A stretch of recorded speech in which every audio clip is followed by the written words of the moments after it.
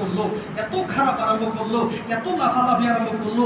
এই যে লাফানো শুরু করলো একাই 100, আল্লাহ পাক সুবহানাহু ওয়া তাআলা 5 প্রকারের গজব নাযিল করে দিল। 5 প্রকারের গজবের মধ্যে মাত্র 2টা গজব দিয়েছিল। ওই সামুদ গোত্রের আদ জাতিকে মাত্র 2টা গজব দিয়েছে, আল্লাহ আর সহ্য করে নাই। মানে বিরাট বাড়াবার ছিল, বিরাট বাড়াবার ছিল। এই জাতিটারে রুটি পিঠা যেরকম আমরা উল্টাই না, ওরকম করে উল্টাই দিছে।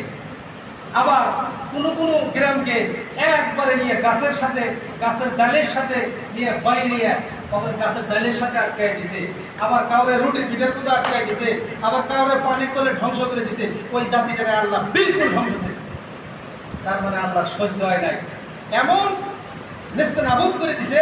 আল্লাহর নাফরমানি শুরু করছিল, আল্লাহর নাশুকরি শুরু করে দিছিল। এই জাতিটারে আল্লাহ পাক ধ্বংস করে দিছে। তবে আল্লাহ পাক যদি নারাজ হয় 5 প্রকারের গজব দেয় মানুষকে, 5 প্রকারের গজব। এই গজবের দিকে কোনো মানুষ বাঁচার কোনো সিস্টেম নাই, বিলকুল নাই। ওই জন্য বাবা বেশি লাফালাফি করা যাবে না, বেশি কর্মান্বিত করা যাবে না।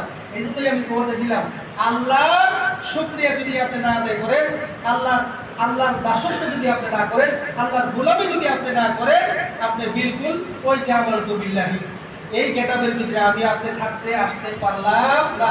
এই যে যত মুসিবত আসতেছে, যত হারাহাস্তি আসতেছে, এগুলা আসবোই বাবা। এগুলা আসা সিম্বল একটা ব্যাপার।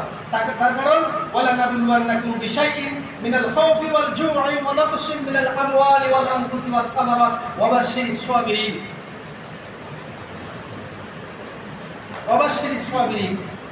আপনি যত বড়ই বিপদ আসুক, যত বড়ই মুসিবত আসুক, যত বড়ই খারাপই আসুক, আপনি এক কাজ করতে হবে, আল্লাহর সবুর যেটা, এই সবুর মানতে হবে। আমাদের তো বিলকুল সবুর নাই। হাইরে আমার বেড়াটা অ্যাক্সিডেন্ট হলো, আর আল্লাহ আর মাঝে তুলাম চোখে দেখে না। একটাই বেড়া আমার অ্যাক্সিডেন্ট হলো, কিডনির পাথর হলো, গোল পেটের পাথর হলো, আমার বেড়াটাই মরে গেল, আমার বউটাই মরে গেল, আমার বাপটাই মরে গেল অল্প বয়সে। আর মানুষ দেখলো না, এত ইবাদত করি, এত নামাজ পড়ি, এত ভালো কাম করি, 10টা বিল্ডিং বানাই দিছি, মসজিদ বানাই দিছি, 5টা মাদ্রাসা বানাই দিছি, তারপরেও আমার বিপদ 2 প্রকার। কয় প্রকার? খেয়াল করেন, ওয়ালা নাবলুওয়ান্নাকুম বিশাইইন, এর তাফসীরে আসছে বিপদ 2 প্রকার। একটা বিপদ দেয় আল্লাহ ভালো পাইয়া, আপনি এত ভালো কাম করতেছেন, তারপরে বিপদ। তার মানে বোঝা গেল এই বিপদ আল্লাহ আপনাকে ভালো পাইয়া দিছে। এটা কিন্তু আপনি কনফিউশন করলাম, আমি সব ভালো কাম করতেছি, তারপরেও আমার পেটে পাথর কেন? এটা তো হবার পারে না। না, ভুল, এটা বিলকুল ভুল। আপনি নবীদের দিকে তাকায় দেখেন, সাহাবায়ে কেরামদের দিকে তাকায় দেখেন, কত বড় বড় বিপদ দিছিল। এগুলা বিপদে তো আমি আপনি প্রশ্ন করি, আমি আপনি লিস্টই করি না, আউট অফ সিলেবাসের ভিতরেই করি না। ওই বিপদ কইছি, বলেছিলাম বিপদ 2 প্রকার। যদি আপনি ভালো কাম করার পরেও যদি আপনার বিপদ জড়ায় ধরে, তাহলে আপনি ভাববেন যে এটা মানে আল্লাহ করে ঈমান পরীক্ষা করার জন্য বিপদ দিছে। আপনি সদা সর্বদা হর হালতায় আপনি আল্লাহ শুকরিয়া আদায় করবেন। জোরে বলেন সুবহানাল্লাহ।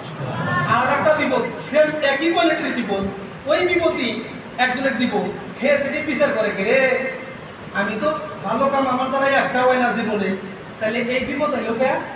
এতদিন তো ভালোই আছিলাম, সব কিছু ঠিকঠাক ছিল, আমি যত খারাপ কাম করছি আমার আরো উন্নত হয়েছে, এখন বিপদ হইল কে? তাহলে আপনি বুঝবেন, আপনার এই মেমোরিকে জিজ্ঞেস করবেন, মস্তিষ্ককে জিজ্ঞাসা করবেন, হে বিপদ এলো কে?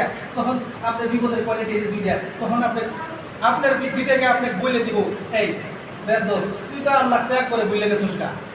এই গজবটা যাইছে, আল্লাহ বিলকুল নারাজ হয়ে আপনার উপরে গজব দিছে। বিপদ গজব 2 প্রকার, একটা ভালো পাইয়া দেয়, একটা নারাজ হয়ে দেয়। তো যাই হোক, সুন্নতের সময় হয়েছে, আমরা সদা সর্বদা হর হালতে আল্লাহ পাকের শুকরিয়া আদায় করব। আর দুরূদ শরীফ কমসে কম একটা করে মানুষ ডেইলি 50 বার করে দুরূদ শরীফ পড়েন। আপনার দরুদ নাই, ইবাদতের কোনো মূল্য নাই। মৌমাছি চেনেন? মৌমাছি, সূরা আন-নাহল, মৌমাছির নামে কোরআন শরীফে আল্লাহ সূরা দিয়েছে, একটা মৌমাছির নামে সূরা দিয়েছে। কথা চিন্তা করেন, এই মৌমাছি উড়ে বিভিন্ন ফুল থেকে